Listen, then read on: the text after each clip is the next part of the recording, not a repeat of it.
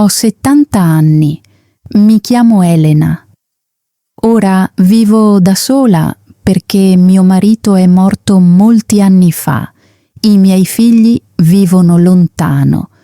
Questa settimana, però, sta succedendo qualcosa di speciale. La mia famiglia mi ha invitata a Cancun per una grande riunione. Le mie figlie, mio figlio e i miei nipoti saranno tutti lì. Ho detto sì, ho comprato il biglietto, ho fatto le valigie e sono partita. Sono arrivata oggi. Ero stanca ma felice. Ero emozionata di rivedere la mia famiglia, ma prima dovevo andare in hotel. Fuori cercavo un taxi. Uno si è fermato davanti a me. Ho aperto la porta e ho detto ciao, ma l'autista non ha detto nulla. Quella è stata la prima cosa strana. Gli ho detto il nome del mio hotel. Ha avviato la macchina. Nessun sorriso, nessuna parola, solo silenzio. Ho pensato che forse non gli piaceva parlare o che forse qualcosa non andava. Ho provato a essere gentile e gli ho chiesto se era una giornata impegnativa. Ha risposto con una sola parola: no. Tutto qui. Sono rimasta in silenzio, ma continuavo a pensare a lui. Sembrava freddo e distante. Poi ha acceso la radio. È iniziata una canzone triste, ma l'ha spenta molto velocemente, come se la musica gli facesse male. Non ho detto nulla, ma sentivo che c'era dolore dentro quest'uomo. Dopo qualche minuto mi ha chiesto se viaggiavo da sola. Gli ho detto di no, che la mia famiglia era lì e ci saremmo incontrati più tardi. È rimasto in silenzio per un momento, poi ha detto piano: la famiglia non è sempre facile. La sua voce era pesante. In quel momento ho capito che questo viaggio non era solo per arrivare in hotel. Stava succedendo qualcosa di più. L'auto è tornata silenziosa. Guardavo fuori dal finestrino e pensavo alla mia famiglia, alla cena insieme, agli abbracci e ai sorrisi. Poi l'autista ha parlato di nuovo. Ha detto che ero fortunata. Quando gli ho chiesto perché, ha detto che avevo una famiglia che voleva vedermi. Ha iniziato a parlare della sua vita. Ha detto che lui e sua moglie litigano sempre. Non parlano, non sorridono e sembra che vivano in due mondi diversi.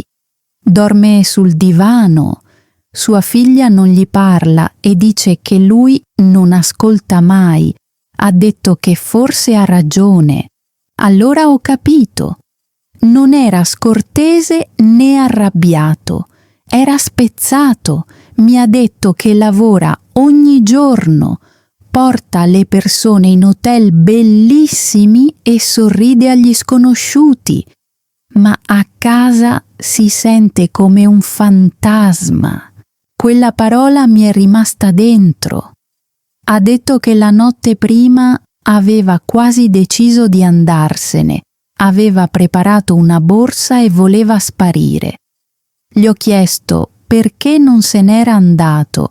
Ha detto che ha sentito sua figlia piangere dietro la porta. Non diceva nulla, ma lui sentiva il suo pianto. La sua voce è diventata lenta e dolce. Ha detto che non sa come essere un buon marito o un buon padre. Volevo dire qualcosa di forte e utile, ma sono rimasta in silenzio.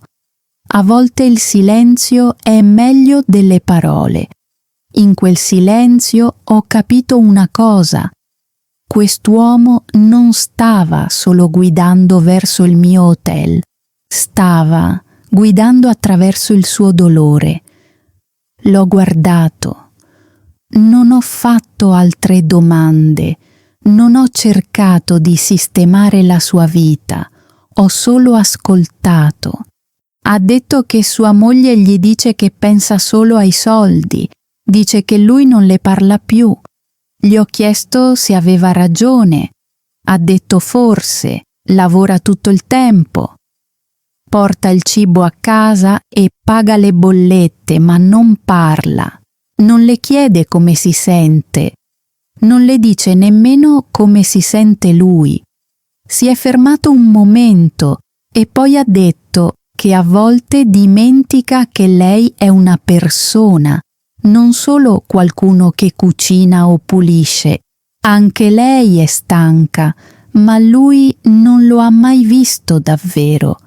Gli ho detto che a volte capiamo le cose solo quando è quasi troppo tardi. Ha annuito, poi ha parlato di sua figlia. Ha detto che prima gli raccontava tutto, ma ora resta nella sua stanza e chiude la porta. Gli dice che lui non ascolta mai. Ha detto che ha ragione. Era sempre al telefono, sempre a lavorare, sempre stanco. L'auto è diventata molto silenziosa. Il silenzio era pesante. Poi ho parlato io. Gli ho detto che anche io ho fatto degli errori. Sono stata sposata per 40 anni. Pensavo di avere tempo. Poi un giorno mio marito si è ammalato e poco dopo non c'era più. Ho guardato l'autista nello specchietto e ho continuato. Volevo dire tante cose a mio marito, ma era troppo tardi. Ero sempre occupata. Aspettavo sempre il momento giusto, ma il momento giusto non è mai arrivato. Ha detto che è esattamente così che si sente, come se fosse già troppo tardi. Gli ho detto di no. Ho detto che se sua figlia ha pianto quando lui voleva andarsene, allora non è troppo tardi. Se sua moglie litiga ancora con lui, significa che prova ancora qualcosa. Quando le persone smettono di parlare, allora sì che bisogna preoccuparsi. Ha detto che pensava che sua moglie non lo amasse più. Gli ho detto che forse lei pensa la stessa cosa di lui. Forse pensa che lui non la ami. È rimasto in silenzio per molto tempo. Poi ha detto qualcosa di inaspettato. Mi ha detto che sua figlia gli ha scritto una lettera l'anno scorso e l'ha lasciata sul letto, ma lui non l'ha mai letta. Gli ho chiesto perché. Ha detto che aveva paura. Pensava che la lettera fosse piena di rabbia e odio. Gli ho detto che forse era amore. Forse l'ha scritta perché ci teneva ancora. Mi ha chiesto se lo pensavo davvero. Gli ho detto che non lo avrebbe mai saputo se non l'avesse aperta. È rimasto in silenzio e sentivo i suoi pensieri correre. Poi mi ha chiesto: e se fosse troppo tardi? Ho risposto: e se non lo fosse? In quel momento ho sentito che qualcosa è cambiato dentro di lui, qualcosa di piccolo, ma reale. Non avevo programmato di dire queste cose. Non sono venuta a Cancun per aiutare uno sconosciuto, ma forse era questo il motivo per cui sono venuta. Forse questo viaggio in taxi non è stato un caso. L'auto continuava a muoversi, ma il silenzio era diverso adesso. Ha detto che pensa di andarsene ogni giorno, sogna di iniziare una nuova vita, senza moglie, senza figlia, senza problemi. Gli ho chiesto come si sente in quei sogni. Ha detto che sente pace ma anche tristezza. Gli ho detto che quello non è un vero sogno. Un vero sogno porta speranza, non dolore. è rimasto in silenzio. Poi è successa una cosa strana. Ha fermato l'auto sul lato della strada. Non ha spiegato perché, si è fermato e basta. Mi ha chiesto se poteva dirmi qualcosa che non aveva mai detto a nessuno. Ho detto di sì. Ha fatto un respiro profondo e mi ha detto che l'anno scorso ha fatto un grande errore. Ha incontrato un'altra donna. Ha detto che non la amava e che non le voleva nemmeno bene. Voleva solo sentirsi libero. Non l'ha mai detto a sua moglie, ma crede che lei lo sappia. Pensa che per questo ora tutto sia rotto. Ho sentito il cuore fermarsi per un momento. Gli ho chiesto se parla ancora con quella donna. Ha detto di no. È successo una sola volta, ma quel momento ha cambiato tutto. Gli ho detto che a volte un solo momento può distruggere molti anni, ma un solo momento può anche aggiustare ciò che è rotto. Ha detto che non merita una seconda possibilità. Gli ho chiesto perché allora stava ancora guidando, perché stava ancora parlando e perché aveva fermato l'auto. Non ha risposto subito. Poi ha detto che le mie parole sembravano le parole di sua madre. Lei è morta 3 anni fa e prima di morire gli ha detto di non lasciare che l'orgoglio distruggesse la sua casa. Ha detto che non l'ha ascoltata. Gli ho detto di ascoltare adesso. Mi ha chiesto se credo che persone come lui possano cambiare. Ho detto di sì, ma non domani e non la prossima settimana. Il cambiamento inizia solo oggi. Ha abbassato lo sguardo e poi ha detto che forse Dio mi ha mandato nella sua macchina. Non ho detto né sì né no, ma sapevo che questo non era un viaggio normale. Era qualcosa di più grande. Ha infilato la mano in tasca e ha tirato fuori un piccolo pezzo di carta. L'ha guardato e ha detto: «Questa è la lettera di mia figlia, quella che non ho mai aperto. Mi ha chiesto se doveva leggerla. Non ho risposto direttamente. Invece gli ho chiesto se voleva restare lo stesso uomo di sempre o diventare l'uomo di cui sua figlia aveva bisogno. Ha guardato di nuovo la lettera e ha detto che aveva paura. Gli ho detto che andava bene avere paura, ma che doveva aprirla lo stesso. Ha tenuto la lettera tra le mani e l'ha aperta lentamente. Non ha parlato, ha solo letto. È passato 1 minuto, poi un altro ancora. Io sono rimasta in silenzio. Nella mia mente mi chiedevo cosa dicesse la lettera. Era piena di rabbia, era un addio o c'era ancora speranza. Finalmente ha parlato. Ha detto che la lettera non era come si aspettava. Gli ho chiesto cosa dicesse. Mi ha detto che parlava d'amore. All'inizio non ho capito. Ha spiegato che sua figlia aveva scritto la lettera 1 anno prima. Aveva scritto che sapeva che lui non era perfetto, ma che lo amava lo stesso. Gli mancava e voleva riavere suo padre. Ha continuato a leggere. Lei aveva scritto che sapeva che lui era stanco e perso, ma gli chiedeva di non arrendersi. Diceva che lei era ancora lì e che aveva ancora bisogno di lui.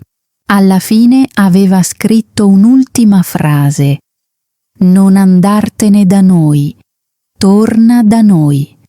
Poi ha detto che c'era dell'altro. Proprio alla fine della lettera, sua figlia aveva scritto che sperava che un giorno qualcuno gli avrebbe ricordato chi era davvero e lo avrebbe aiutato a ritrovare la strada di casa. Mi sono sentita gelare quando l'ha detto. Mi ha guardato nello specchietto e ha detto che quella persona ero io. Non riuscivo a parlare, sentivo il petto pesante ma anche leggero. Mi ha detto che non ero solo una passeggera, ero una risposta. Gli ho detto che a volte le persone entrano nella nostra vita non per tutto il viaggio, ma per un solo momento, e quel momento può cambiare tutto. Ha sorriso, ma poi il suo volto è diventato di nuovo serio. Ha detto che sua moglie non sapeva nulla della lettera, non sapeva come lui si sentiva ora e lui voleva sistemare le cose. Gli ho chiesto cosa avrebbe fatto. Ha detto che non lo sapeva ancora. Gli ho fatto un'ultima domanda. Se oggi fosse stata la sua ultima possibilità, cosa avrebbe fatto? È rimasto in silenzio per un momento.